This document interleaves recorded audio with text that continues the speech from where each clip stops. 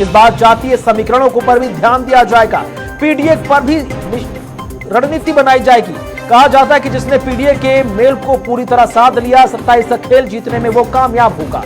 दूसरी ओर बात करें इन 10 विधानसभाओं की तो 2022 में 10 में से 5 पर सपा का वर्चस्व रहा, जबकि बीजेपी 3 सीट ही जीत पाई थी। इस बार भी लड़ाई आसान नहीं होगी। वहीं सरकार वर्सेस संगठन की खींची तलवार में नेताओं को ललकारते हुए देखा जा रहा है। अब देखना बेहद दिलचस्प होगा कि बीजेपी क्या एक होकर उपचुनाव में प्रदर्शन बेहतर करती नजर आएगी, या बीजेपी 2024 के लोकसभा चुनाव में कम सीटों से पट्टे लगी साख को दुरुस्त कर पाएगी, डैमेज कंट्रोल होगा। इन्हीं सब पर हम चर्चा को आगे बढ़ाएंगे। कुछ खास मेहमान हम इस वक्त कार्यक्रम की शोभा बनेंगे, लेकिन उससे पहले रिपोर्ट।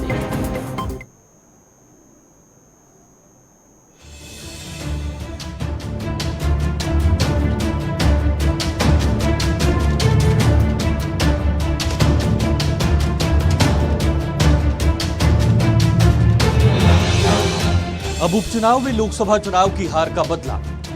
योगी सरकार ने तैयार की स्पेशल 30 टीम। उपचुनाव में जीत के लिए टीम करेगी काम। 10 विधानसभा सीटों पर मंत्रियों की फौज। यूपी में भले ही अभी विधानसभा उपचुनाव के लिए तारीखों का ऐलान नहीं हुआ हो, लेकिन सभी राजनीतिक दल पूरी ताकत के साथ चुनाव की तैयारियों में जुटे हुए हैं। यही वजह है कि यूपी की सियासत भी खूब गरमाई हुई है और नेताओं के बीच जुबानी जंग भी देखने को मिल रही है। दरअसल यूपी में 10 विधानसभा सीटों पर उपचुनाव होना है, जिसको लेकर जल्द ही चुनाव आयोग की ओर से तारीखों का ऐलान किया जाएगा। लेकिन बीजेपी अभी से पूरी तरह से एक्टिव हो गई है और बैठकों का सिलसिला भी लगातार जारी है। फूट और अंदरूनी कलह की चर्चाओं के बीच सीएम योगी ने उपचुनाव के लिए 30 मंत्रियों की स्पेशल टीम तैयार की है। खास बात यह है कि इस टीम में दोनों डिप्टी सीएम को शामिल नहीं किया गया है।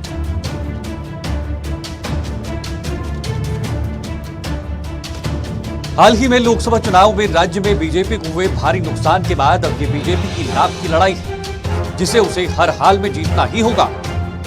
इस बीच प्रदेश में सरकार बनाम संगठन की लड़ाई की भी अटकलें जोरों पर है। तो वहीं सपा अध्यक्ष अखिलेश यादव ने बीजेपी पर कटाक्ष करते हुए कहा कि बीजेपी के लोग कुर्सी की लड़ाई के लिए आपस में लड़ रहे हैं। पार्टी के लोग आपस में लड़ करके और कुर्सी की लड़ाई में पूरा एडमिनिस्ट्रेशन खत्म कर दिया है।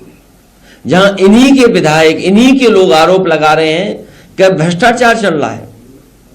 हम लोगों ने अखबारों में पढ़ा है कि मुख्यमंत्री खुद स्वीकार कर रहे हैं कि बड़े पैमाने पर दलाली चल रही है। जिस प्रदेश के मुख्यमंत्री खुद स्वीकार कर रहे हो कि दलाली हो रही हो और अखबारों में बड़ा बड़ा लिखा हो कि दलाली हो रही है, तो जनता जानती होगी कि कितनी दलाली हो रही है। विपक्ष के आरोपों और आपसी कलह को खारिज करते हुए केशव प्रसाद मौर्य ने अखिलेश यादव पर पलटवार किया है। साथ ही केशव प्रसाद मौर्य ने सपा पर जमकर निशाना भी साधा। सपा बहादुर श्री अखिलेश यादव जी बीजेपी की देश और प्रदेश दोनों जगह मजबूत संगठन और सरकार है। सपा का पीडीए धोखा है। यूपी में सपा के गुंडा राज की वापसी असंभव। भाजपा 2027 विधानसभा चुनाव में 2017 दोहराएगी। उपचुनाव को लेकर योगी सरकार पूरी तरह से अपनी कमर कस चुकी है और किसी भी सूरत में इस बार का उपचुनाव में एक भी सीट हाथ से जाने नहीं देना चाहती है। लिहाजा सीएम योगी खुद लगातार मीटिंगें कर रणनीति बनाने में जुटे हुए हैं। इसी कड़ी में सीएम योगी ने अपने आवास पर कैबिनेट मीटिंग बुलाई और आगामी 10 सीटों पर होने वाले उपचुनाव को लेकर रणनीति बनाई है। फिलहाल अब देखना होगा कि आखिर उपचुनाव में योगी सरकार की रणनीति कितना कारगर साबित होगी और प्रशासन पर उठे सवाल, केशव प्रसाद मौर्य के बागी तेवर और अखिलेश का वार पर योगी सरकार उपचुनाव में किस तरह से अपना दमखम दिखाती है और जनता का वोट किस तरह से किस पार्टी पर प्रहार करता है, ये तो आने वाला समय बताएगा। तो देखा आपने, लगातार संगठन वर्सेस सरकार के बीच खिंची तलवार के बाद अब कहीं ना कहीं वर्चस्व की लड़ाई भी देखी जा रही है। बीजेपी कह रही है कि संगठन से लेकर सरकार में सब कुछ ठीक है, 10 सीटों पर चुनाव लड़ा जाएगा, 100% रिजल्ट देंगे और जैसे हमने आजमगढ़ और रामपुर का उपचुनाव जीता, इन 10 सीटों का उपचुनाव भी जीता जाएगा। समाजवादी पार्टी कह रही है कि समाजवादी पार्टी पॉजिटिव पॉलिटिक्स करती है। उत्तर प्रदेश में मौजूदा वक्त में योगी सरकार के अंदर सब कुछ ठीक नहीं चल रहा। एक कुर्सी के लिए तीन तीन लोग जोर आजमाइश कर रहे हैं और इस जोर आजमाइश के बीच, लॉबिंग के खेल के बीच आम जनता की कोई सुध लेने वाला नहीं है। आखिरकार यूपी में क्या चल रहा है और किस रणनीति के तहत इन 10 सीटों पर जो प्रतिष्ठा इंडिया वर्सेस एनडीए की दांव पर लगी है, किस तरह से आने वाले वक्त में नतीजे अपने अपने पक्ष में किए जाएंगे ताकि 27 के माहौल को तैयार किया जा सके। 4 बेहद खास मेहमान इस वक्त हमारे कार्यक्रम की शोभा बन रहे हैं। हमारे साथ भारतीय जनता पार्टी से प्रशांत राठौर हैं, स्वागत शुक्रिया आपका। हमारे साथ कांग्रेस पार्टी से प्रवक्ता वैभव त्रिपाठी हैं, स्वागत शुक्रिया आपका। हमारे साथ समाजवादी पार्टी से प्रवक्ता धर्मेंद्र सिंह हैं, बहुत बहुत स्वागत शुक्रिया आपका। और संदीप कुमार वर्मा हमारे साथ राजनीतिक विश्लेषक के तौर पर जुड़ रहे, बहुत बहुत स्वागत, बहुत बहुत शुक्रिया आपका। प्रशांत जी, शुरुआत आप ही से करूंगा। लगातार कल से एक के बाद एक जो बयान भारतीय जनता पार्टी के नेताओं की तरफ से आए हैं, वो कहीं ना कहीं एक बहुत बड़ा क्वेश्चन मार्क लगा रहे हैं कि क्या सरकार और संगठन के बीच तालमेल नहीं है? अगर तालमेल है तो फिर नेताओं के बयानों में इतना फर्क क्यों नजर आ रहा है? और अगर सब कुछ ठीक चल रहा है तो कैबिनेट बैठक जब की जाती है मंत्रियों के साथ, तो दोनों डेप्यूटी सीएम कहां होते हैं? नहीं, आप किन बयानों की चर्चा कर रहे हैं, जरा स्पेसिफिकली बता देते तो मैं उसका जवाब देता। एक एक करके आपके सामने रख दूंगा। केशव प्रसाद मौर्य कह रहे हैं कि भैया संगठन बड़ा है, सरकार बड़ी नहीं है। दूसरी तरफ मैं रमेश मिश्रा की जी भी बात कर दूंगा, जो साफ कह रहे हैं कि भैया अफसरशाही इतनी हावी हो गई है कि हमारे नेताओं के काम होते हुए नजर नहीं आ रहे। यही बात आपके यूपी बीजेपी प्रदेश अध्यक्ष भी समन्वय समिति की जो बैठक हुई हाल फिलहाल में जो कार्यकारिणी की, उसमें कहते हुए नजर आए थे। और यही बात मोती सिंह जी कहते नजर आए, यही बात सुब्रत पाठक कहते हुए नजर आए। नाम गिना दिए सर, अब क्या बचा है? कुछ भी नहीं बचा। देखिए, केशव जी ने जो बात कही कि संगठन सर्वोपरि है सरकार से, इसमें तो कोई किसी कार्यकर्ता के लिए दो राय नहीं है। ये हम हर कार्यकर्ता जानता है और हर कार्यकर्ता को पता है और हम भी यही मानते हैं। तो यह जब एक कार्यकर्ताओं के अंदर को लेकर एक बैठक होती है तो उसमें जोश भरने के लिए ये सारी चीजें कही जाती है और ये सत्य भी है, ये सत्य से परे नहीं है। क्योंकि अगर संगठन नहीं होगा, कार्यकर्ता नहीं होगा तो सरकार का तो कोई संभावना बनती नहीं है। तो इसमें कोई ऐसी अजीब बात या गलत बात उन्होंने कही नहीं जिस पर कोई किसी को सफाई देने की आवश्यकता हो। हाँ, जो जनप्रतिनिधि कुछ बयान दे रहे हैं सरकार के में अफसरों को की कार्यशैली को लेके, उसका संज्ञान सरकार ले रही है, लेना भी चाहिए और उस पर कठोर कार्रवाई करनी भी चाहिए। देखिए, सरकार में बहुत प्रकार के अफसर होते हैं, बहुत से अफसर जो है वो समाजवादी पार्टी के नेताओं से संपर्क में रहते हैं, प्रभावित रहते हैं, उनकी विचारधारा के रहते हैं। तो विशेष रूप से वो भाजपा के कार्यकर्ताओं को टारगेट करके काम करते हैं, जो कि दुर्भाग्यपूर्ण होता है। वह एक पार्टी के कार्यकर्ता के रूप में काम करने लगते हैं।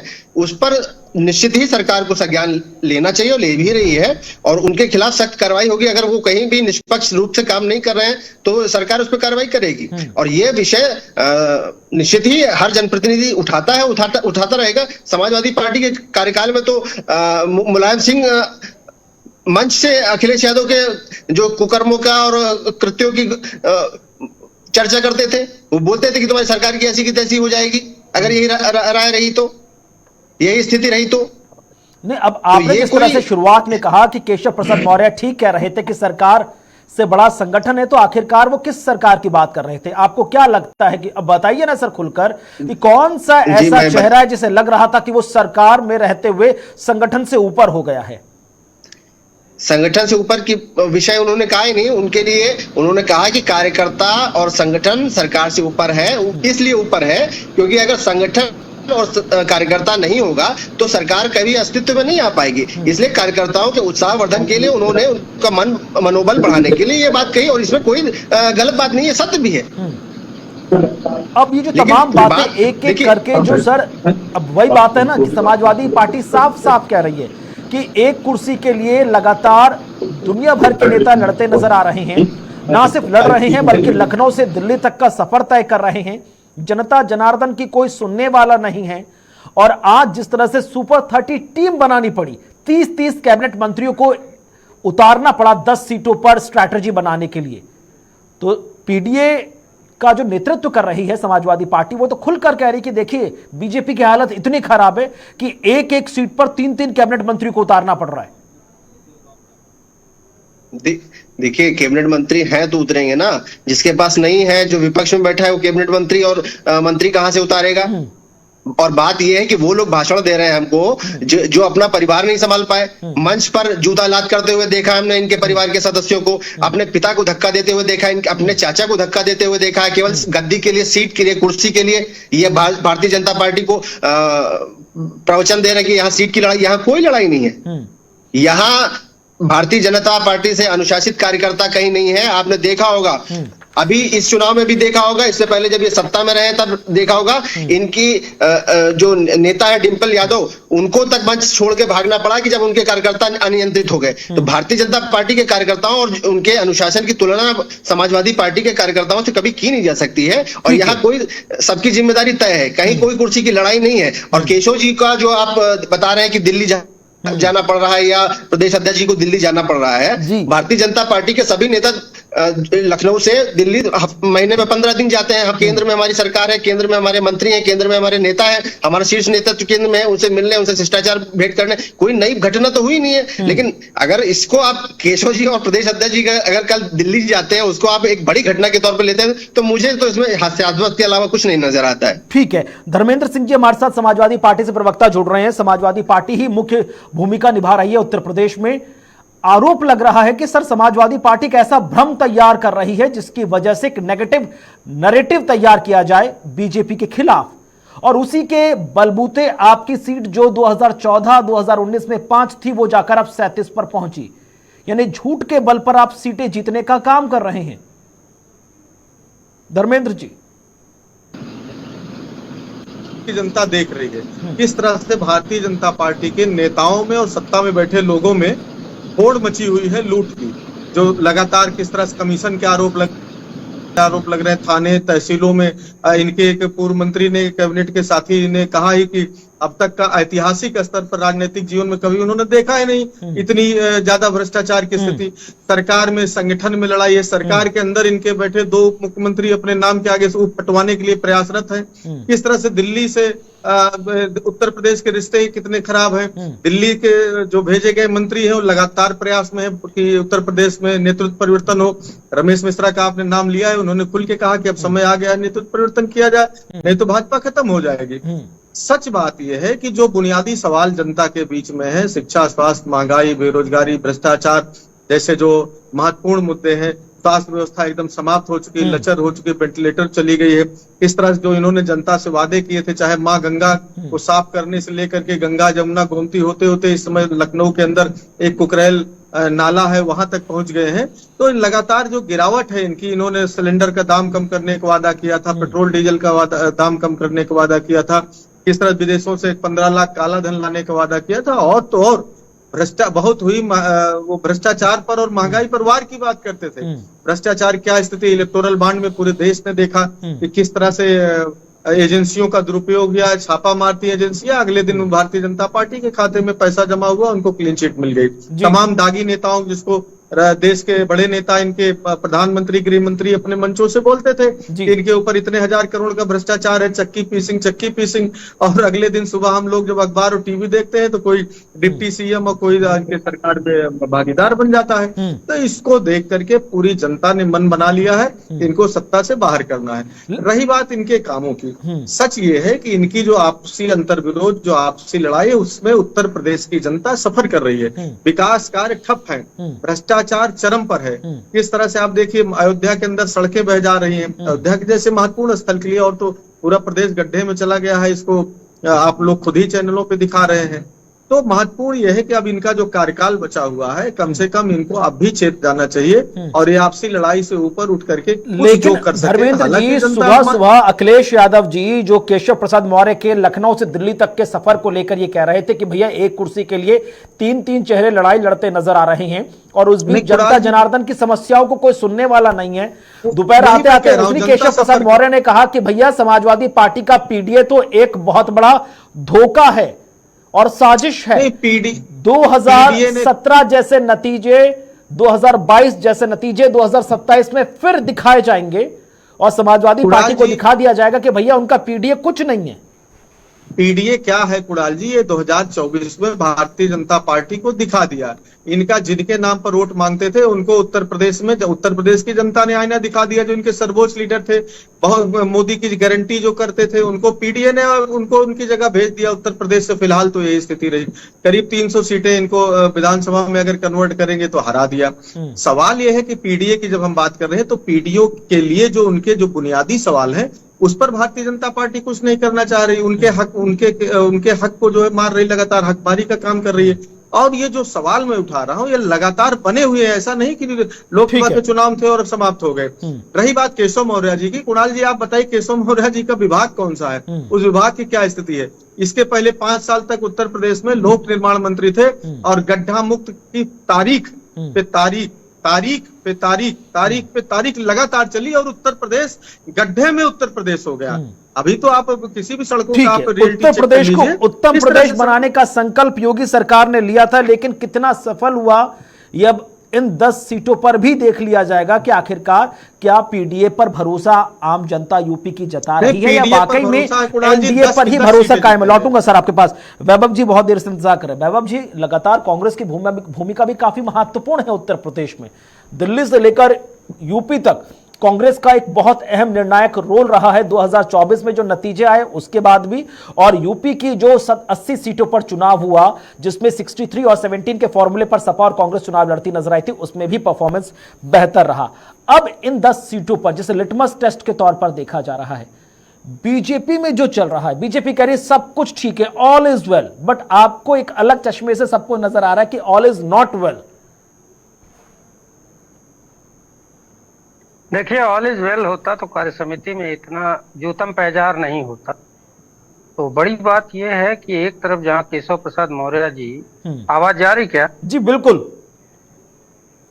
हेलो, हाँ, एक तरफ जहां केशव प्रसाद मौर्य जी कहते हैं संगठन सर्वोपरि है, तो क्या संविधान की शपथ लेने वाले मुख्यमंत्री और सरकार इनके भाजपा के टुटपुजियों की संगठन से कमजोर सरकार है क्या?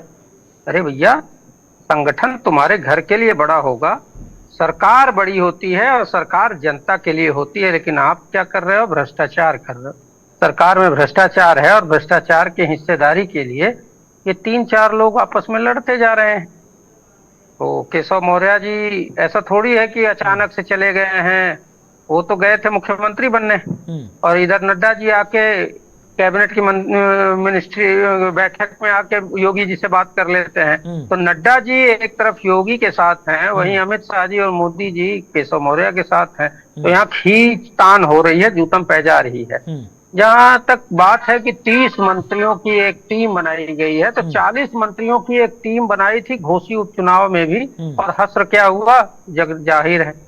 और वही पूरी कैबिनेट मिनिस्ट्री कैबिनेट लगी थी यूपी की लोकसभा चुनाव में, और केंद्र की भी कैबिनेट लगी हुई थी। बावजूद इसके जब ये धराशायी हो गए तो अब आप बताइए कि क्या बचा है? जनता ये कह रही है कि एक तरफ जहां प्रचंड महंगाई है, प्रचंड बेरोजगारी है, वहीं ये भाजपा के लोग सिर्फ मलाई लूटने के चक्कर में लगे हैं। सरकार जाए भाड़ में, केशव मौर्य को मुख्यमंत्री बनना है, योगी मुख्यमंत्री बने रहना चाहते हैं। तो ये लोग आपसी खींचतान में फंसे हैं और देश और प्रदेश की जनता है वो सफर कर रही है। भ्रष्टाचार चरम पे है, ये हमारा आरोप था, उसको सत्यापित करते हैं इनके पूर्व मंत्री मोती सिंह जी। इनके विधायक कहते हैं कि नहीं बहुत भ्रष्टाचार है। अब उस भ्रष्टाचार का जवाब नहीं देना है, इस वजह से ये लोग उल जलूल बातें करते हैं। बता दीजिए ना, योगी जी कितनी वैकेंसियां निकाल के ले आए? बता दें योगी जी कि यहाँ बेरोजगारी दर इतना बढ़ा क्यों है?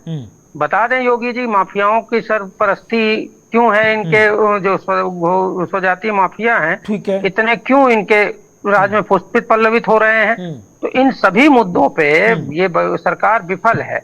एक तरफ जहां अयोध्या करते हैं, वहां की जनता ने इनको बता दिया कि भाई राम की पूजा हम करते हैं, राम में आस्था हमारी है, लेकिन गरीबों का घर उजाड़ कर राम मंदिर हम बर्दाश्त नहीं कर सकते। युवाओं के सपनों को चकनाचूर करने वालों को हम बर्दाश्त नहीं। छोटा सा रिएक्शन प्रशांत राठौर जी आप दे दीजिए। यहाँ पर जो धर्मेंद्र जी और वैभव जी कहते नजर आ रहे हैं, और लगे हाथ इस सवाल का जवाब भी दे दीजिए कि योगी आदित्यनाथ आज की बैठक में कहते नजर आए कि इंडिया अलायंस के भ्रम को तोड़ना है, लेकिन लगे हाथ जो उन्होंने 7 पॉइंट गिनाए उसमें तो बीजेपी के ही लूप होल नजर आ रहे थे। योगी जी कहते नजर आ रहे कि अति आत्मविश्वास की वजह से इस तरह के नतीजे आए। संविधान आरक्षण पर अफवाह फैलाई पीडीए ने, विपक्ष की साजिश की वजह से हमारे नतीजे हमारे अनुरूप नहीं आए। स्थानीय मुद्दों से बीजेपी नेताओं ने दूरी बनाई, कोर वोट बैंक शिफ्ट हो गया, हमें पता नहीं चला, अपनों का भीतरघात ही हमको ले डूबा। ये तमाम चीजें हैं जो आज की बैठक से निकलकर सामने आई। इसमें तो सर कमियां तो फिर आप ही की नजर आती हैं। फिर आप कहते हो कि डबल इंजन की सरकार ने प्रदेश को का कायाकल्प कर दिया, उत्तर प्रदेश से उत्तम प्रदेश की तरफ, हम उत्तम प्रदेश की तरफ 10 कदम आगे बढ़ गए हैं इन 10 सालों में। योगी जी ने ये कहा कि हम अति आत्मविश्वास से हारे हैं, इसमें कोई दो संदेह नहीं है। हम कहीं कहीं हमारे कार्यकर्ताओं में आत्मविश्वास था कि हमें हम बड़ा जन समर्थन हमारे साथ है और हम जीतेंगे, और इसी कारण में थोड़ी सी निष्क्रियता निचले स्तर पर कार्यकर्ताओं में या उदासीनता रही, वो कारण है। लेकिन भीतरघात है, ये क्या विषय है ये तो योगी जी ने कहीं नहीं कहा, किसी मंच पर नहीं कहा। दूसरी चीज, जो अभी कांग्रेस के प्रवक्ता भारतीय जनता पार्टी के कार्यकर्ताओं को टुटपुंजिया बता रहे थे कि टुटपुंजिया कार्यकर्ता बड़े हैं या सरकार बड़ी है, इनको ये पता नहीं है कि 2014 में इनकी कब्र जो उत्तर प्रदेश में खोदी थी, राजनीतिक कब्र, वो भारतीय जनता पार्टी के कार्यकर्ताओं ने ही खोदी थी, और 2017 में भी खोदी, 2019 में भी खोदी, 2022 में भी खोदी, और 2027 में भी आपको गंगा घाट तक पहुंचा के आएंगे, इसकी चिंता मत करिए। सर ये कलाकारी बहुत बढ़िया लगती है। 2014 गिनाया, 2017 गिनाया, 2019 गिनाया, 2022 गिनाया, 2027 पर आए, 2024 आपने चुपचाप गायब कर दिया। 27 में राहुल गांधी के प्रधानमंत्री बन गए क्या? और कितनी सीटें जीत गए 27 में आप? 99 सीटों में सरकार बना लिया क्या आपने?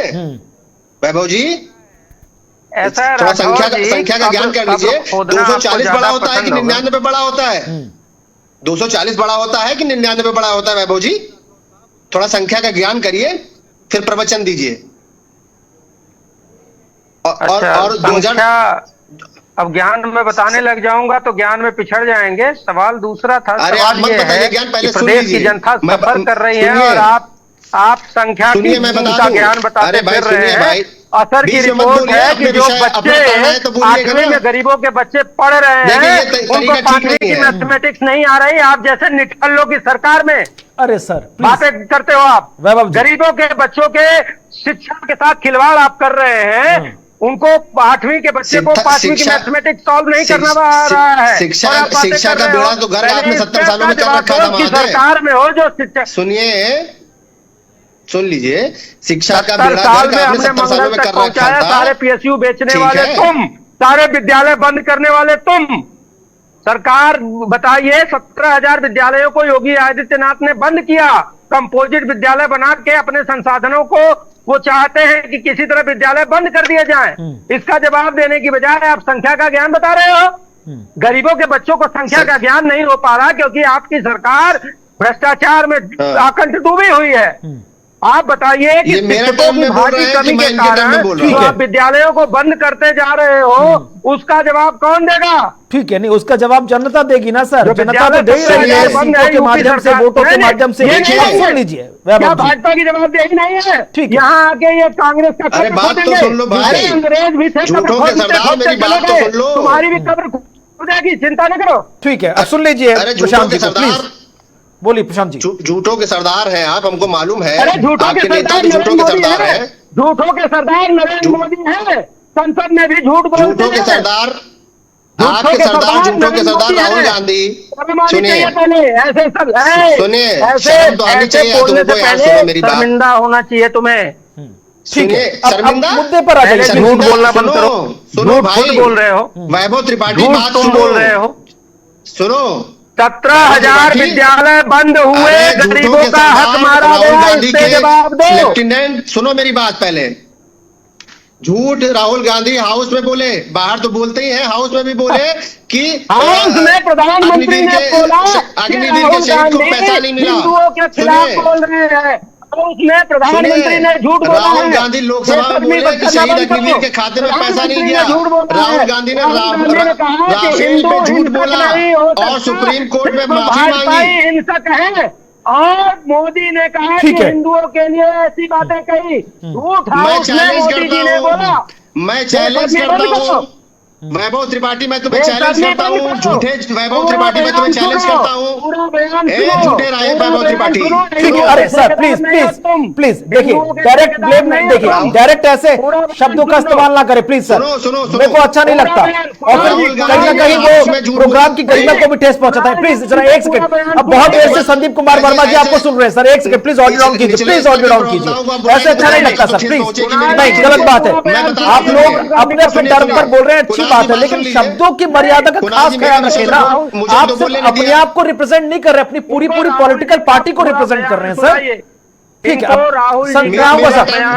वैभव जी मैं आऊंगा आपके पास, प्लीज। हिंसक नहीं होता, कोई हिंसक नहीं, ठीक है, हिंसा फैलाते हैं। हाँ, ये बात पे मोदी जी ने झूठ बोला संसद में, जब आपत्ति जाहिर की नरेंद्र मोदी जी ने उनके बयान पर, उसके बाद वो अपने बयान से पलटे।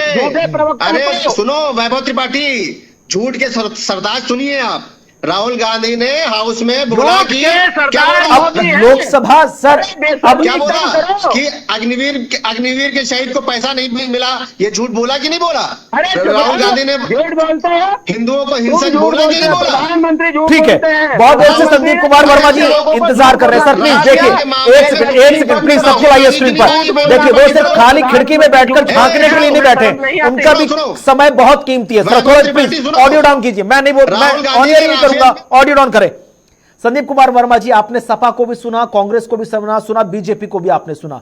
उत्तर प्रदेश में जो इस वक्त चल रहा है, जो कहा जा रहा है कि सरकार वर्सेस संगठन की लड़ाई चल रही है, उत्तर प्रदेश में यह भी नजर आ रहा है कि कैबिनेट की मीटिंग होती है, उसमें डेप्यूटी सीएम केशव प्रसाद मौर्य नहीं है, ब्रजेश पाठक मौजूद नहीं है। आपने यह भी देखा कि 10 सीटों पर मोर्चा संभालने के लिए 30 मंत्रियों की टीम को सुपर 30 के तौर पर उतारा गया। आपने यह भी देखा कि सिर्फ वहां पर 2 ही ऑफिशियल नाम निकलकर सामने आए हैं, स्वतंत्र देव सिंह और सुरेश खन्ना, जिनको कहा गया कि ये ऑफिशियली बोलेंगे, कोई स्टेटमेंट इसके अलावा जारी नहीं करेगा। ये तमाम चीजें जो आप देख रहे हैं, उससे क्या आंकलन लगा पा रहे हैं? आपको लग रहा है कि जो सपा का इल्जाम है कि भैया सीट को लेकर, मुख्यमंत्री कुर्सी को लेकर बीजेपी नेता आपस में उलझते नजर आ रहे हैं, यूपी की जनता की कोई देखने वाला नहीं, या वाकई में ये 2027 को लेकर अभी से ही पूरी फील्डिंग तैयार हो गई?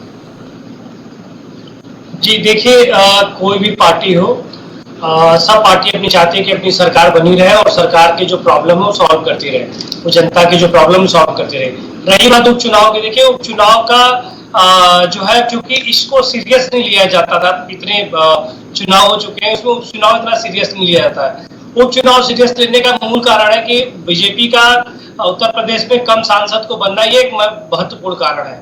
इसीलिए बीजेपी चाहेगी कि उसका मैक्सिमम सीटें जीते, जो 10 है 10 में से 10 जीते, जैसा कि उनकी सरकार कह भी रही है बार बार। योगी आदित्यनाथ जी का भी कई बार स्टेटमेंट आ चुके, 10 में हम 10 जीतेंगे। लेकिन देखिए, एक समझने वाली बात है, बाकी पीडीए जो गठबंधन की भी पार्टी है, कि देखिए कोई भी सरकार हो, उसके लिए उसका एज मिलता है, उसको फायदा मिलता है, उसकी सरकार चुनाव जब भी लड़ेगी तो उसका कुछ ना कुछ उसको फायदा मिलेगा। लेकिन रही बात, देखिए जहाँ पे कार्य समिति की बैठक हुआ था, तो देखिए आप जब भी देखिएगा कुणाल जी, जब भाजपा जब 5 साल बाद जब चुनाव जीतती है लोकसभा के बाद, या हारती है, जो भी उनका होता है, तो उनमें जाहिर सी बात है किसी भी पार्टी का जो है आपस में बैठ के डिस्कशन होता है कि कहाँ पे सीट क्यों हारे हैं और क्यों जीते हैं, और आगे आने वाले भविष्य में क्या इसका परिणाम हो सकता है। तो इन सब चीजों को लेकर देखिए डिस्कशन होता है, और कार्य समिति बैठक में इस चीज का भी डिस्कशन हुआ। रही बात मुख्यमंत्री जी का, कि मुख्यमंत्री जी को हटा दिया जाएगा, तो अभी यह असंभव वाली बात है, क्योंकि देखिए वो एक ताकतवर और एक मजबूत मुख्यमंत्री हैं, उनके पास सत्ता है, उनके पास जो है इतने विधायक है कि वो अपनी सरकार को आराम से चला सकते हैं। लेकिन जहां तक बात कि इंडिया गठबंधन की, देखिए इंडिया गठबंधन इस तरीके की बातें इसलिए कहेगा ताकि उसके जो माहौल बने रहे, और साथ ही साथ उसमें जो है एक जोश, ऊर्जा जो है उनकी कार्यकर्ता के अंदर बना रहे कि हम 10 सीटों पे चुनाव लड़ेंगे। अभी देखिए ये तो अभी डिसाइड भी नहीं हुआ इंडिया गठबंधन के अंदर कि कितने विधायक सपा के लड़ेंगे, कितने विधायक कांग्रेस के लड़ेंगे। अभी इसमें भी खींचातानी होगी। अभी तो खींचातानी भाजपा के अंदर जो थोड़ा बहुत उठापटक हो रहा है, तो किसी भी पार्टी में उठापटक होती रहती है, ये कोई बड़ी बात नहीं हो सकती। ठीक है, उठापटक हो रहा है, उनको हटाया जा रहा है, इनको रखा जा रहा है, ऐसा कुछ नहीं है। रखा, उठाना और बताना, ये सब काम है, पार्टियों के अंदर चलती रहती है। लेकिन देखने वाली बात यह है कि अभी तक क्या उठापटक इंडिया गठबंधन में नहीं है, अंदर वो भी चल रहा है, क्योंकि कांग्रेस कह रही है कि मुझे भी 4 से 5 संदीप जी सीधे सीधे स्पष्ट बताइए ना कि ये जो पूरी खींचतान नजर आ रही है, बयानबाजी नजर आ रही है, क्या ये इन 10 सीटों के लिए है, या नंबर 2 की जो पोजीशन दिल्ली की नजर आ रही है उसके लिए है? देखिए ये कहना थोड़ी जल्दबाजी होगा कुणाल जी कि पहली बात तो देखिए फेम होना बड़ा जरूरी होता है किसी भी नेता के लिए, एक इमेज बिल्डिंग बहुत जरूरी है। तो योगी आदित्यनाथ की जो इमेज बिल्डिंग है बहुत मजबूत है, बाकी और नेताओं के कंपैरिजन अगर आप करेंगे तो उनमें बहुत मजबूत इमेज है, और दिल्ली में भी उनकी मजबूत इमेज है और उत्तर प्रदेश सरकार में भी मजबूत इमेज है। आप देखिए वो एक ब्रांड है, पूरे भारत में जो है प्रचार करते हैं। तो ऐसा नहीं है कि जो है उनको इस तरीके से सीएम पद से हटा के कुछ और दे दिया जाएगा, उनको प्रोजेक्ट भी किया जा रहा, हो सकता है आने वाले भविष्य में उन्हें और कोई बड़ा पद भी दिया जा सकता है, या हो सकता है 2027 में चुनाव में उनको सीएम पद का ही उनको उम्मीदवार बनाया जाए, क्योंकि ऐसा जरूरी नहीं है कि जो है उनको हटाया जा सकता है। क्योंकि देखिए रही बात, बार बार वैभव त्रिपाठी जी और धर्मेंद्र जी कह रहे थे कि मुख्यमंत्री उनको हटा दिया जाएगा, बना दिया जाए किसी और को, ये कहना थोड़ा जल्दीबाजी होगी, क्योंकि बहुत मजबूत सीएम है वो, ऐसा कमजोर कोई सीएम नहीं है। और रही बात देखिए जब पीछे भी डिस्कशन हुआ था कि दिल्ली में उनकी जो है कोई बात नहीं सुनी जाती, ऐसा नहीं है। ये सब बातें सिर्फ हमें दूसरे चश्मे से देखते हैं हम लोग, इसमें से ऐसा लगता है मजबूत उनके संबंध है वहां से भी। प्रशांत जी को, धर्मेंद्र जी को स्क्रीन पर रखिएगा। प्रशांत जी, ये बार बार चीज निकलकर सामने आ रही है कि एक चीज देखिए ना, अभी जो हाल फिलहाल में जेपी नड्डा जी के नेतृत्व में जो बैठक हुई लखनऊ में, वहां पर भी निकल के लाइन निकलकर सामने आई कि जो आंकलन निकला कि आखिरकार क्यों हम 62-64 से 33-35 पर आ गए, उसमें एक लाइन थी कि प्रशासन का हमको सहयोग नहीं मिला। क्या कारण है कि प्रशासन का आपको सहयोग नहीं मिल रहा है? क्या ब्यूरोक्रेसी सरकार पर हावी पड़ रही है? यही बात संजय निषाद जी कह रहे हैं कि भैया बड़ी बड़े जो डीएम या बाकी कुर्सियों पर बैठे हैं, वो बैठे तो हमारी सरकार में हैं, लेकिन उनके पेट में साइकिल या पंजा या हाथी चल रहा है। यही बात आपके मोती सिंह जी कहते नजर आए कि मौजूदा वक्त में तहसील जब जाते हैं या फिर थाने में जाते तो भ्रष्टाचार चरम पर फैला हुआ है, विधायकों की कोई सुनने वाला नहीं है। केशव प्रसाद मौर्य कहते नजर आए कि तमाम कार्यकर्ताओं का जो दर्द है वही मैं समझ रहा हूं। वो किस दर्द की बात कर रहे थे? देखिए नड्डा जी ने कहीं पर भी, और मैं उस बैठक में मौजूद था, प्रदेश कार्य समिति की बैठक में, उन्होंने ये कहीं नहीं कहा कि हमें प्रशासन का सहयोग नहीं मिल रहा। विषय जो कार्यकर्ताओं की विषय को लेकर जो नेताओं ने कहा है वो क्या है कि जो प्रशासनिक अधिकारी हैं वो भारतीय जनता पार्टी के कार्यकर्ताओं की नहीं सुनते हैं। वो ज्यादातर प्रशासनिक अफसर समाजवादी पार्टी की तरफ उनका सॉफ्ट कॉर्नर रहता है, क्योंकि उस सरकार में उनको लूट घसोट की काफी छूट थी। इस कारण से उनका सॉफ्ट कॉर्नर समाजवादी पार्टी की तरफ रहता है और वो भारतीय जनता पार्टी कार्यकर्ताओं को, आप ये कहना चाह रहे हैं कि योगी गवर्नमेंट के अंदर जो तमाम एडमिनिस्ट्रेशन के अंदर बड़े बड़े ब्यूरोक्रेट्स हैं वो सब करप्टेड हैं? नहीं, मैं ये नहीं कह रहा हूं कि मैं निचले स्तर की बात हो रही थी, थानों की और तहसीलों की बात हो रही है कि वहां पर भारतीय जनता पार्टी के कार्यकर्ता अगर कोई विषय लेके जाते हैं तो उनको सम्मान पूर्वक नहीं बैठाला जाता है। देखिए ये बात बहुत दिन से चलती रही और चलती रहेगी, क्योंकि जिस प्रकार से समाजवादी पार्टी हो या अन्य सरकारें रही हो या बहुजन समाज पार्टी रही हो, जिस प्रकार से अधिकारियों पर और प्रशासनिक अधिकारियों पर दबाव बनाते थे, उनके साथ गुंडागर्दी करते थे, वो छूट भारतीय जनता पार्टी के कार्यकर्ताओं को नहीं है और भारतीय जनता पार्टी कार्यकर्ता उस नेचर का है भी नहीं। लेकिन समस्या तब आती है जब मूल समस्या को लेकर भी भारतीय जनता पार्टी के कार्यकर्ता पुलिस वालों को चौराहे पे पीट देते हैं। ये चेहरा है उनका, पुलिस वालों को चौराहे पे पीटते हैं, ठीक है। और आप बात कर रहे हैं कार्यकर्ताओं का चरित्र। दूसरी चीज आपने बात कही कि लूट खसोट, भाई साहब लूट खसोट की ही बात तो मोती सिंह जी कह रहे थे। अरे सुन, देखिए ये वैभव जी अगर बीच में बोलेंगे तो फिर ठीक बात नहीं है। प्रधानमंत्री के संसदीय, इनका म्यूट करिए। प्रधानमंत्री के संसदीय सुन लीजिए पहले उनको, फिर भारत में चौराहे पे दरोगा को पीटा भाजपा के गुंडों ने।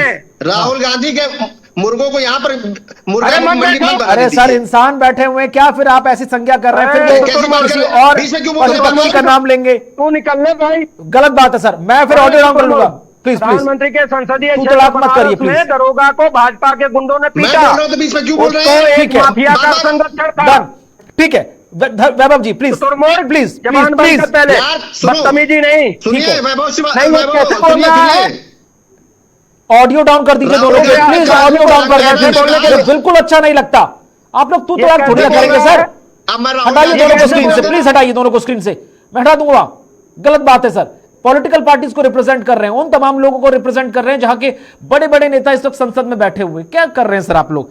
धर्मेंद्र जी, ये जो बात संजय निषाद जी कहते हुए नजर आए, जो बात मोती सिंह जी कहते नजर आए, सुब्रत पाठक ने भी कहा कि एसपी बसपा के कार्यकाल में जो तमाम अधिकारी अपॉइंट हुए थे वो आज हमारे लिए सरदर्द बने हुए हैं, करप्टेड हैं, हमारे नेताओं की नहीं सुनते, विधायकों की नहीं सुनते, जिसकी वजह से हम अपने कार्यकर्ताओं का वो मनोबल नहीं बढ़ा पा रहे जितना बढ़ाने की जरूरत है।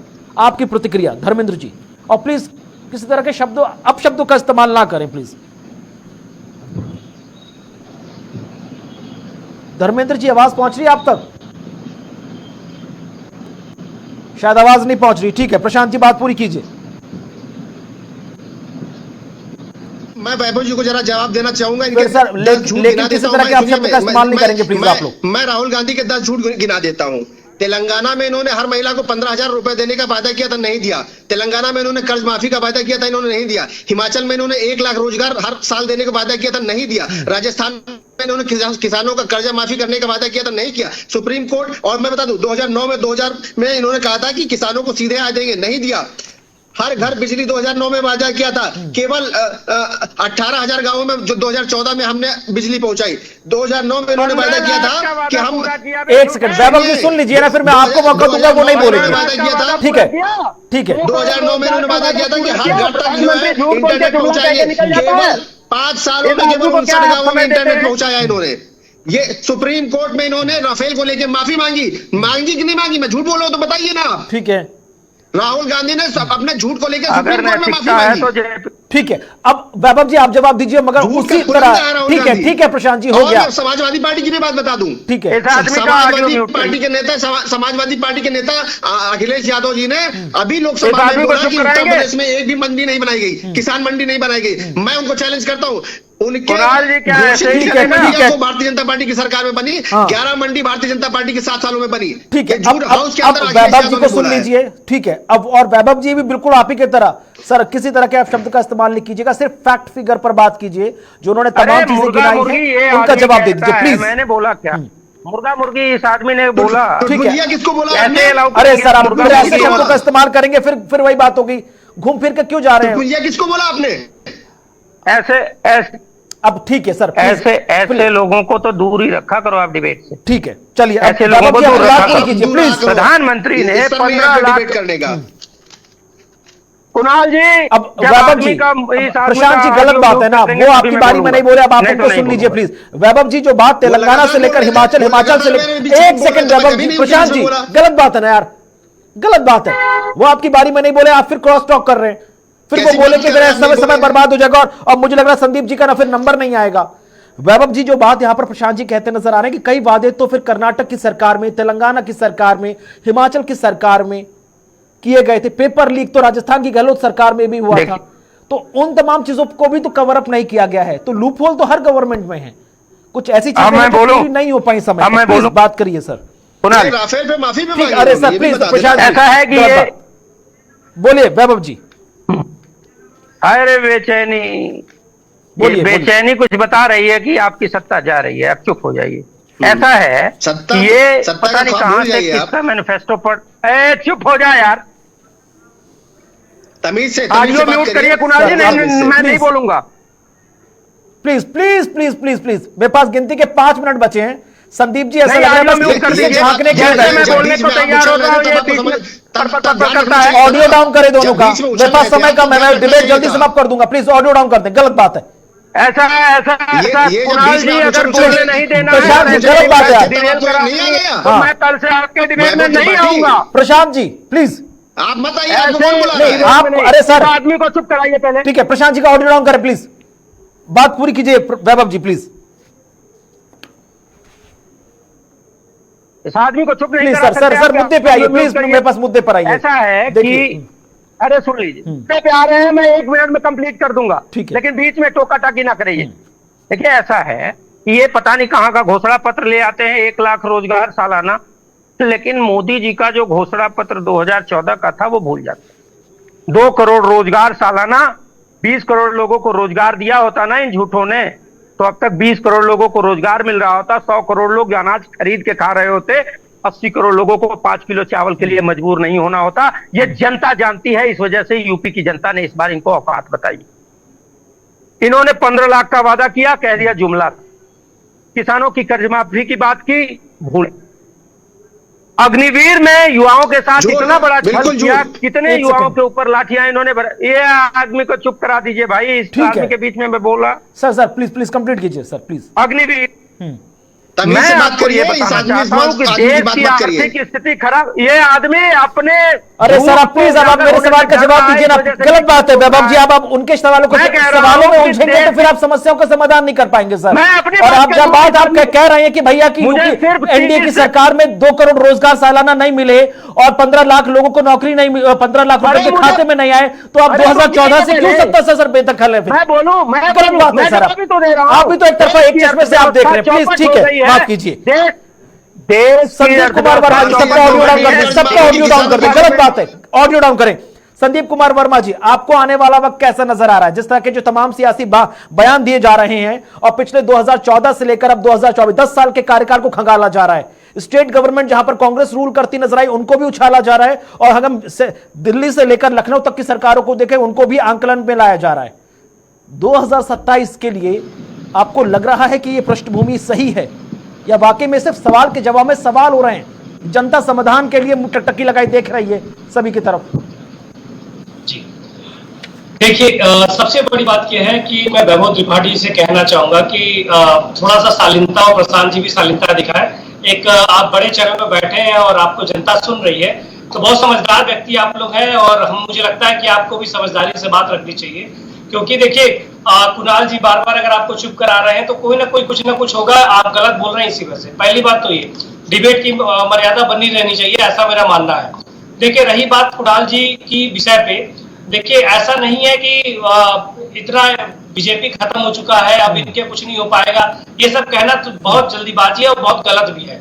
आप देखिए ना, कांग्रेस की जमीन खो चुका था, कांग्रेस की एक विधायक है अभी, वही सपा जो है खत्म होने के कगार पे थी, सपा फिर थोड़ा सा रिवाइव की है। लेकिन क्या इतनी घमंड करना, ये जल्दबाजी इन लोग के लिए, पार्टी के लिए भी है, इनके कार्यकर्ता के लिए, कहीं ऐसा ना हो कि वही घमंड, वही जो बीजेपी के पास थोड़ा आ गया था, उसके वजह से जो है ये यूपी में हाल हुआ कि जिससे सवाल वैभव जी और धर्मेंद्र जी कर रहे हैं बैठ के, शायद ऐसा घमंड ऐसा ना हो कि दोबारा से कांग्रेस और सपा के पास आ जाए और फिर दोबारा से सत्ता की चाबी मिलने वाली हो खो दें। धर्मेंद्र जी, ऐसा ना हो कि ऐसी बयानबाजी के चलते सत्ता आते आते हाथ से निकल जाए और कुछ ऐसे शब्द भारी पड़ जाए जिसका कोई औचित्य ना हो समय मौजूदा समय में। छोटा सा रिएक्शन फिर चर्चा का समापन।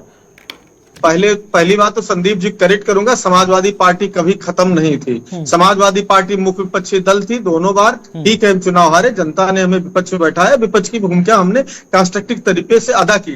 जो जनता के हक हुकूक के सवाल थे हमेशा सदन से लेकर सड़क तक उठाते रहे, और आगे भी अभी विपक्ष के रूप में है करते रहेंगे। सबसे बड़ा महत्वपूर्ण अगर उत्तर प्रदेश के परिप्रेक्ष्य में हम बात करें तो पहले तो मैं उपचुनाव की बात हो रही थी, 10 की 10 सीटें समाजवादी पार्टी जीत के आई थी। सबसे लेटेस्ट जो चुनाव भी 2024 में लोकसभा का हुआ, उसमें भारतीय जनता पार्टी से हम करीब 15 लाख वोटों से आगे हैं। पूरे उसमें 300 करीब सीटों के आसपास हम लोग जीत रहे हैं। सवाल यह है कि जिन बुनियादी सवालों को लेकर के अंतिम चुनाव लड़े थे वो एज इट इज है। इसकी वानगी देख लीजिए। मैं नहीं कह रहा हूं कि इनकी सरकार में कौन मुख्यमंत्री है, इनका निर्णय है। योगी आदित्यनाथ रहे, केशव मौर्य रहे, पाठक जी रहे, शर्मा जी रहे, तो आपको लगता है कि 10 सीटें आप उपचुनाव में देख रहे हैं इतनी आसानी से सपा निकाल लेगी? स्वतंत्र देव सिंह कह रहे हैं कि जिस तरह से हमने उपचुनाव में रामपुर और आजमगढ़ पर कमल खिलाया था, इन 10 सीटों पर भी कमल खिलाएंगे। उसी रामपुर आजमगढ़ में आम चुनाव में क्या हुआ, रामपुर और आजमगढ़ में किस तरह से चुनाव जीता था पूरे देश ने देखा था, आप लोगों ने भी चैनलों के माध्यम से दिखाया था।